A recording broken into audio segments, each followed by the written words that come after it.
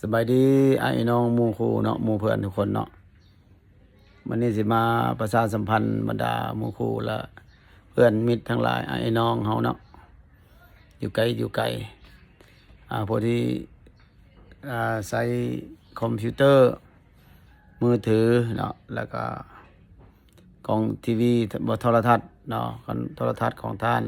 กล้องมันหมดอายุบ่มีซ่องเนาะก็คิดถึงหานอาจารย์ขวัญเด้อเดี๋ยวยมราชเด้ออัพกล้องอัพซ่องให้มีสัญญาณมีรูปภาพคือเก่า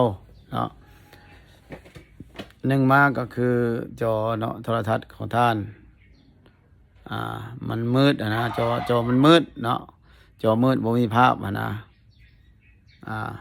ก็แก้ได้เนาะ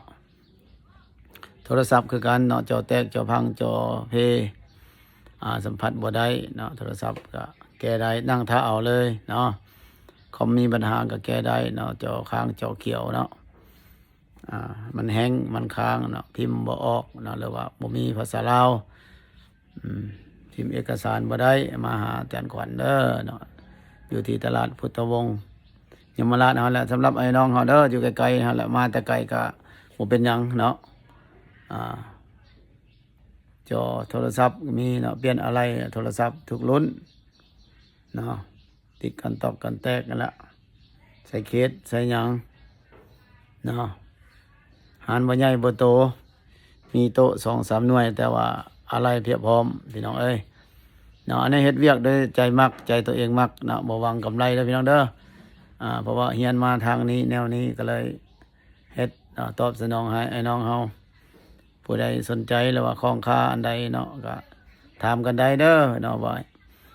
เฮ็ดเฟซเนาะเฟซถึกล็อกถึกแฮ็กบ่มีหยังมีปัญหาเนาะเฟซเข้าบ่ได้ YouTube ส่อง YouTube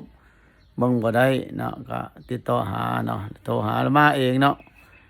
ปลดล็อก iPhone บ่ล็อกโทรศัพท์ต่างๆเนาะติดล็อก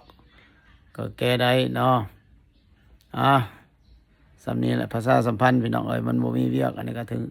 ลองกองใหม่เนี่ยมันแกล้งโพดเอาเห็นหูคนพี่น้องเอ้ยฝากไว้เด้อพี่น้องเด้ออุปถัมภ์คำสู้เนาะบ๊ายบาย